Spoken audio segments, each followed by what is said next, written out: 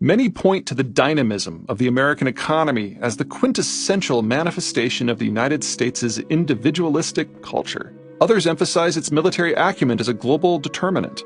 Others see the flexibility of its constitution as being the secret to its 3 centuries of success. All certainly contribute to America's perseverance. The American story is the story of the perfect geography of success. That geography determines not only American power, but also America's role in the world. The United States is the most powerful river power and land power in history. Conforming to the technologies of the time, the American colonies were all agricultural in nature. None of them were what we would call breadbaskets in the contemporary sense. The New England colonies of Connecticut, Rhode Island, Massachusetts, and New Hampshire suffered from thin, rocky soils, often cloudy weather, and short summers, limiting farming options. Wheat was a hard no. Corn was a meh. The core agricultural economy was a mix of whaling, fishing, forestry, and fireball.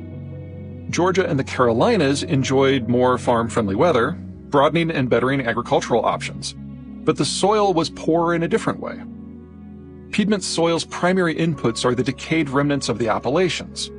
Clay high in minerals, but not necessarily bursting with organic nutrients.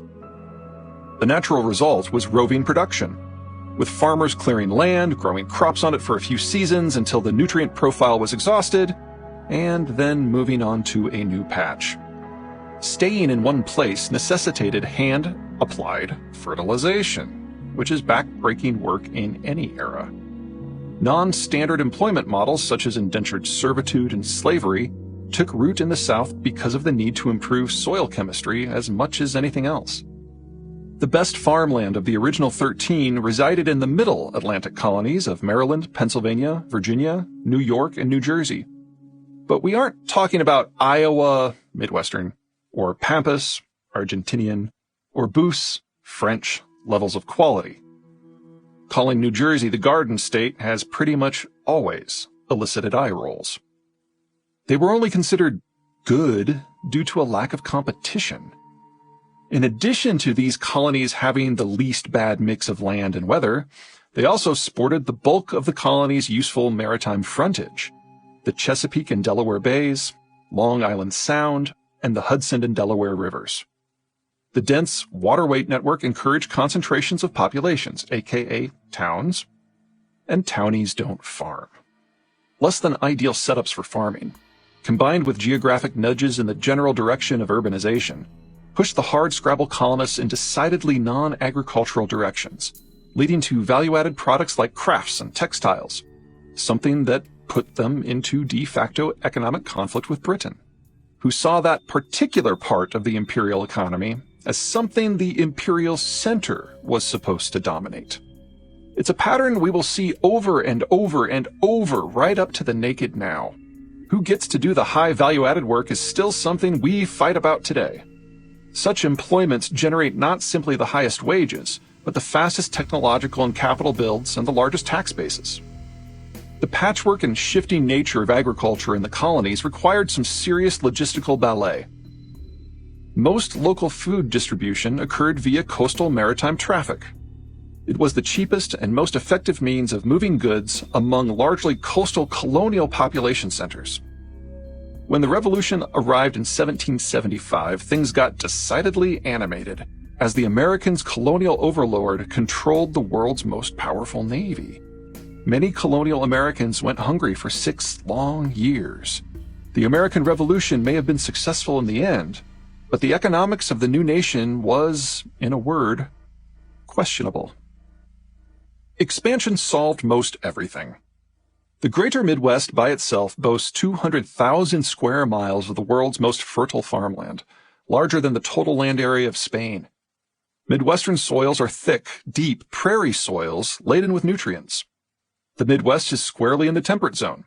Winter brings insect kills, which keep pests under control, limiting pesticide costs as well as forcing an annual soil regeneration and decomposition process that limits fertilizer needs. The full 4-season experience all but guarantees ample precipitation, including snow in the winter, which typically supplies adequate soil moisture and regulates supplemental irrigation to the region's western fringes. The initial American cross-Appalachian migration wave funneled through the Cumberland Gap, leaving the most concentrated footprint in the Ohio Territory. Ohio had access to the Great Lakes, so it behooved the New Yorkers to construct the Erie Canal in order to ship in Ohioan agricultural bounty via the Hudson. The next big migration wave fanned out from Ohio into what is today Indiana, Illinois, Iowa, Wisconsin, and Missouri. It was far easier, and cheaper, for the new Midwesterners to send their grain west and south via the Ohio and Mississippi rivers to New Orleans. From there, it was a cheap, easy, albeit long sail via America's barrier islands' intracoastal route to Mobile and Savannah and Charleston and Richmond and Baltimore and New York and Boston. Between the Great Lakes and the greater Mississippi, everyone in those first two big settlement waves landed within 150 miles of the world's greatest navigable waterway system on some of the world's best farmland. The math was pretty easy. For the equivalent cost of a contemporary low-end hatchback, about $12,500 in 2020 money, a family could obtain a land grant from the government, Conestoga themselves out to the new territories, break ground, farm, and within several months be exporting high-quality grain. The Midwestern settlement proved utterly transformative, both for the new territories and the original 13, in a host of ways. With the twin exceptions of shortages related to the British blockades during the War of 1812 and Confederate governmental collapse in the Civil War aftermath, famine is something continental Americans have zero experience with as an independent country. Food production is simply too reliable, too omnipresent, and America's internal transport system too efficient and effective for famine to be a meaningful concern. With the North able to access foodstuffs from the Midwest, most of the Middle Atlantic and nearly all the New England fields returned to forest, with what agriculture that remained tending to be in Midwestern inappropriate specialty crops like grapes, apples, potatoes, sweet corn, blueberries, and cranberries. This de-agriculturalization process freed up labor to throw at other projects like industrialization. Midwestern growth also nudged the South into cash crops. Growing indigo, cotton, or tobacco is far more labor-intensive than growing wheat or corn. The Midwest didn't have the labor to pull it off, but courtesy of slavery, the South did. Each region of the country specialized in outputs based on its own local economic geography, with water transport enabling cheap and omnipresent intrastate trade, generating economies of scale heretofore unheard of in the human experience. All the land in the new Midwest was high quality, so there were no massive gaps between settled areas like there were in the Appalachians. This relatively dense settlement pattern, combined with the region's high productivity and low transport costs, naturally led to the formation of the heartland small-town culture. Small banks popped up throughout the Mississippi system to manage the capital generated from product sales to the East Coast and Europe. Financial depth soon became a defining American characteristic. This not only enabled steady expansions in Midwestern agriculture in terms of territory and productivity, but it also provided Middle America with the capital required to bootstrap early regional development in terms of infrastructure and education. The easy movement of people and goods throughout the river network forced Americans to interact with one another regularly, contributing to the unification of American culture despite a wide variety of ethnic backgrounds. The Civil War obviously interrupted this process. The Midwest lost access to the Mississippi intercoastal shipping route until the war's end. But by the beginning of Reconstruction in the late 1860s, farmer density in the Midwest had reached a critical mass, and the steady stream of agricultural products reaching the East Coast became a flood. What had always been the most densely populated and industrialized portion of the country no longer had to worry about producing its own food at all. And all that Midwestern grain generated massive capital inflows to the United States, amping up industrialization and urbanization processes that were already lumbering forward. Beyond economics and culture and finance and trade and structure, there are security issues to consider as well. America's territory is the very definition of safe. To the north, deep, rugged forests and giant lakes separate most American and Canadian population centers. Only once, in the War of 1812, have the Americans fought their northern neighbors. Even that should be more accurately considered as a war with the Canadians' then current colonial master, who at the time was the world's military superpower, than one between the Yanks and the Mounties themselves. In the 2 centuries since the war, American-Canadian hostility has gradually given way to not simply neutrality or friendship, but an evolution into alliance and brotherhood, complete with all the familiar spats for which brothers are famous. The American-Canadian border today is the least patrolled and longest undefended border in the world.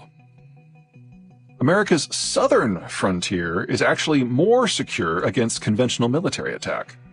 The fact that illegal immigration across America's southern border is an issue in American politics underlies just how hostile that border is to formal state power. Rugged, high-altitude barrens like the American-Mexican border region are among the most difficult topographies in which to maintain meaningful populations, provide government services, or even to build basic infrastructure. Fun fact: the Trump administration's efforts to build a meaningful border wall first required the establishment of a web of roads for the wall's construction and maintenance. That new infrastructure made drug smuggling and illegal migration easier, not more difficult. Military action in such an unforgiving, remote area has never been anything other than borderline suicidal. The single large-scale invasion across the border, that of Santa Anna in 1835-36 in his attempt to crush the Texican Rebellion, so innervated the Mexican army that it was roundly defeated by an irregular force half its size, guaranteeing success to the Texican secessionists. No wonder that a decade later, during the Mexican-American War of 1846-48, the Americans simply waited until the bulk of the Mexican army was past the point of no return in its second attempt at crossing the border deserts before using naval forces to drop troops at Veracruz. One bloody 250-mile march later, and the Mexican capital was in American hands.